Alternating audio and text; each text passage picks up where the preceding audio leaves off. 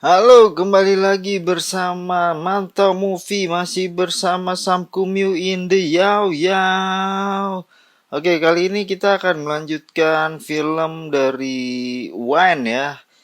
Kali ini gue membahasnya dari episode ketiga sampai kelima supaya nggak kepanjangan tentunya. Oke, gimana ceritanya? Nggak usah banyak moncong lagi, mulai. Di Philadelphia, hujan turun sangat deras. Karena sudah malam, Wayne dan Dale berteduh dan mereka butuh tempat untuk menginap. Dale mempunyai ide untuk menginap di hotel yang berada di tempat prostitusi agar lebih murah. Lalu Wayne memberanikan diri bertanya kepada seorang wanita yang lagi mangkal. Tapi Wayne tidak berhasil dan akhirnya Dale menemui wanita open BO dan langsung membayarkan uang sewanya. She says I'm too young. I think maybe my brother didn't explain quite right. Strange to pass cost. Lalu mereka pun mendapat satu kamar dengan satu tempat tidur. Shin berpindah ke sekolah. Ternyata polisi menginterogasi semua teman-teman Wayne. Dan karena hampir semua takut kepada Wayne, teman sekolah Wayne berbicara yang baik-baik tentangnya. Tell me about the night you had your incident with Wayne. Young man, Is Wayne gonna hear what I say? we're not recording. What's that? Wayne is the best guy. Hey there, Wayne. Brother. Di hotel saat Wayne terbangun tidur, dia dikagetkan dengan pemandangan indah, yaitu Dale lagi menggunakan bikini ya, dan memoleskan sunblock di tubuhnya. Dale mengajak Wayne berenang, tapi ternyata kolamnya sangat kotor dan berlumut. Lalu datang segerombolan muda-mudi yang akan mengadakan pesta kecil di sekitar kolam. Dan para gerombolan itu pun mengajak Wayne dan Dale untuk bergabung. Tapi nggak tahu kenapa Wayne pergi dan terlihat agak kesal. Lalu Shin kembali ke sekolah. Orlando menemui kepala sekolah di toilet dan meminta kepala sekolah untuk membantu Wayne. Kepala sekolah tidak mau karena menurutnya Wayne sudah membuat banyak masalah. Dan menurutnya juga Wayne sudah dewasa. Kembali ke hotel, ternyata Wayne takut kalau orang-orang itu mengenali mereka karena wajah mereka sudah terpajang di berbagai koran. Lalu Dale pergi keluar kamar dan kembali membawa semua koran yang memampang wajah mereka. Problem solved. Lalu Dale menyuruh Wayne menyamar dengan mengganti nama mereka. Kembali lagi ke sekolah. Ternyata Orlando memanggil neneknya untuk meminta kepala sekolah menemani Orlando mencari Wayne. Balik lagi kolam renang, capek juga nih bolak-balik. Terlihat kalau Wayne sulit bergaul dengan orang asing. Sedangkan Dale menikmati pesta kecil itu bersama teman-teman baru.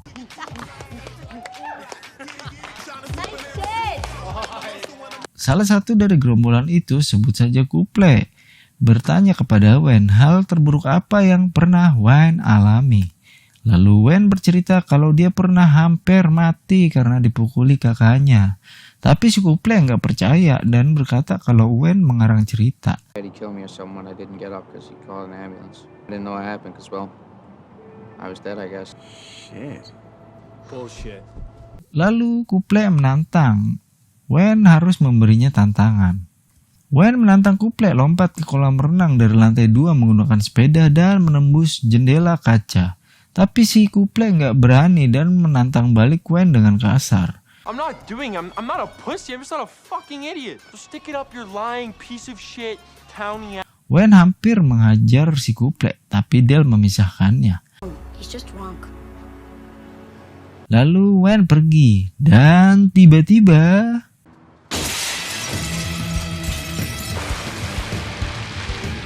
karena Wayne memecahkan jendela, pengelola hotel memanggil polisi dan mereka semua pun kocar-kacir.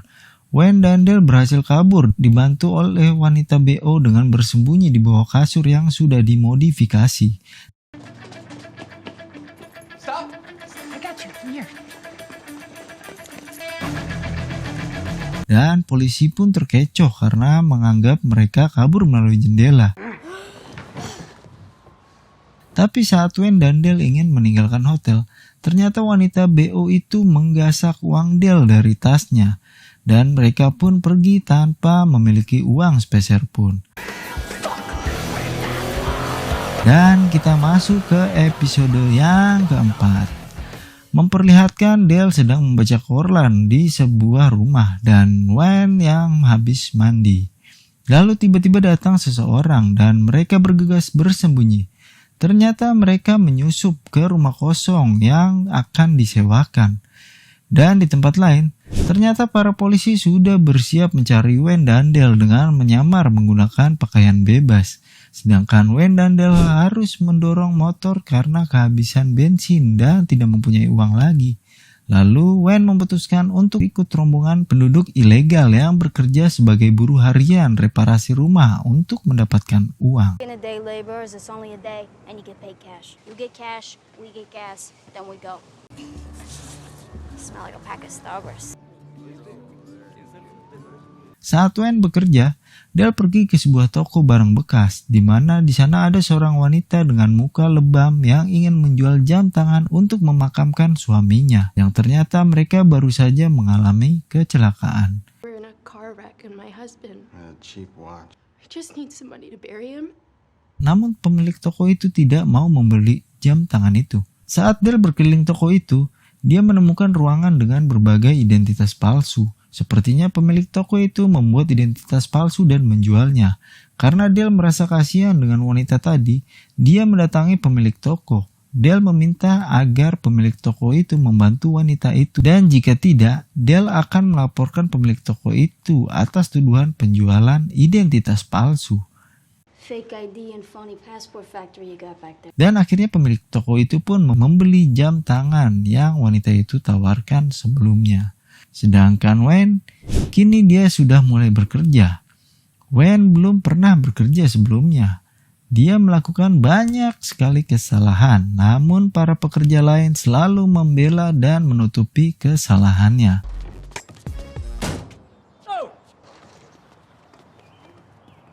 Hey, you heard the boss. Back to trabajo. Setelah selesai bekerja, Wayne kembali ke rumah yang mereka susupi. Dan sepertinya mereka tinggal di sana untuk beberapa hari sampai Wayne mendapatkan bayaran dari pekerjaannya. Dale berkata kepada Wayne kalau dia ingin menghadiri pemakaman suami dari wanita di toko barang bekas tadi dan dia memerlukan pakaian serba hitam. Wayne sedikit bingung karena Dale akan membeli pakaian untuk menghadiri pemakaman orang yang dia tidak kenal. Saat Dale berbicara ternyata Wayne ketiduran, sepertinya memang dia sangat lelah. And then you think it's weird that I want to go to a funeral? Keesokan harinya di tempat Wayne bekerja, dia menjatuhkan martil dan membuat pecah keramik rumah itu. Lalu pekerja lain menyuruhnya untuk menghancurkan tembok saja karena sepertinya dia memang belum berpengalaman.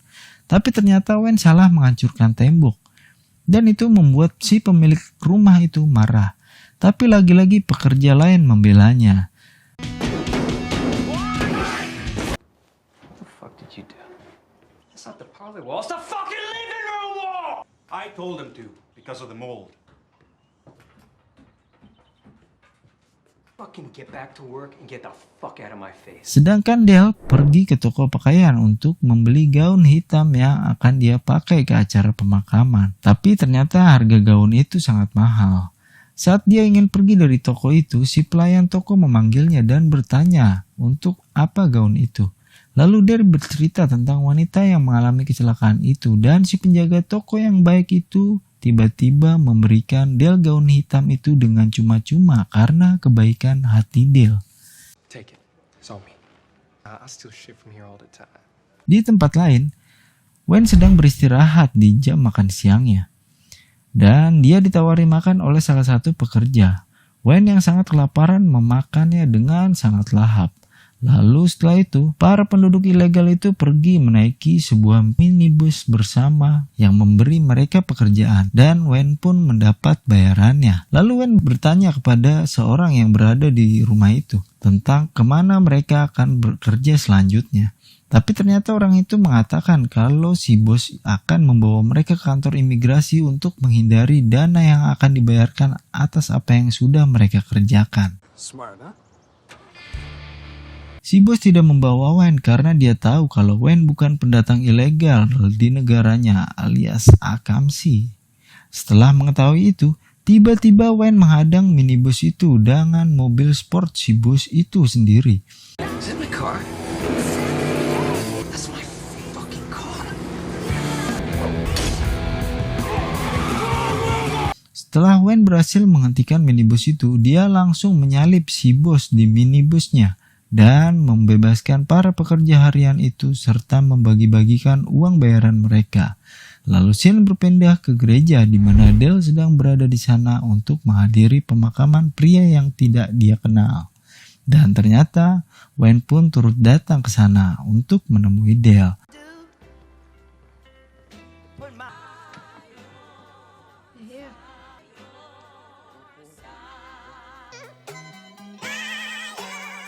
Dan itu adalah akhir dari episode yang keempat.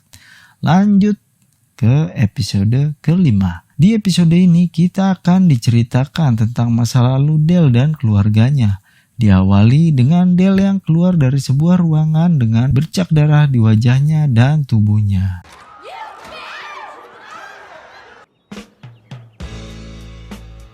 Lalu scene berpindah ke kolam renang di mana Dale dan ibunya sedang berenang.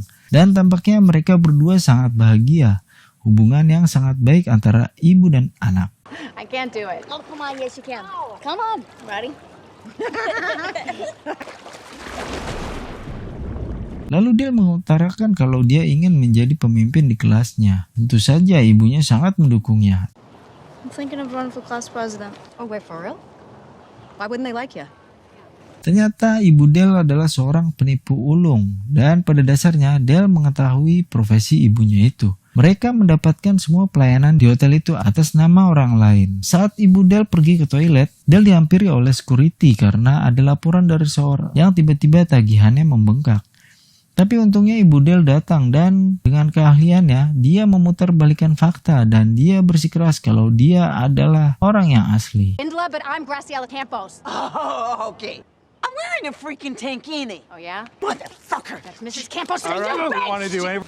Are you here for my fucking lawyer? My fucking purse! Thanks! Sampai di rumah, ayah Dale menyambut mereka dengan sangat bergembira. Terlihat Dale memiliki keluarga yang harmonis.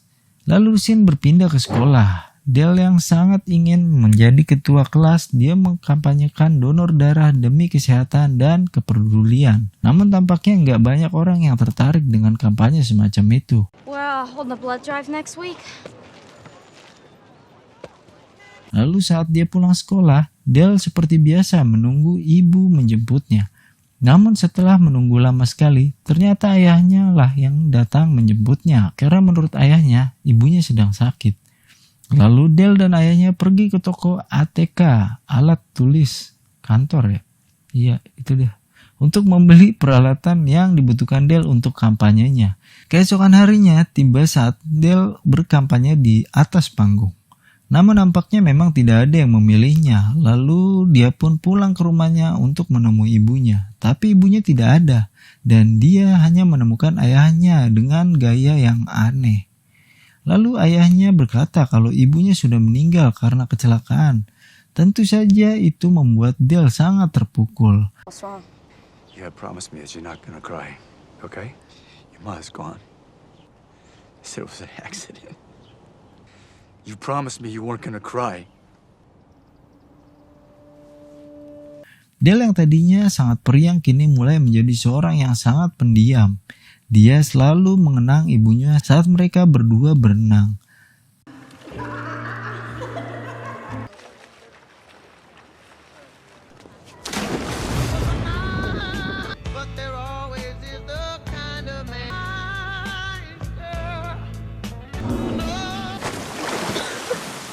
Lalu Sin kembali ke sekolah di mana pendonoran darah yang sedang dilakukan. Tapi tiba-tiba Dale mengamuk dan menghancurkan semua kantong darah yang dia lihat.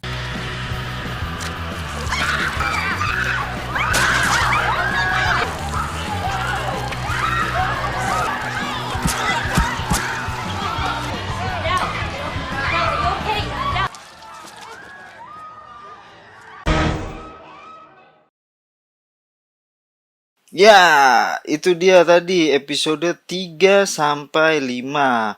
Buat kalian yang baru mampir ke sini, jangan lupa like, subscribe, dan share ke teman-teman kalian. Dan juga jangan lupa klik tombol lonceng untuk video-video selanjutnya dari Mantau Movie.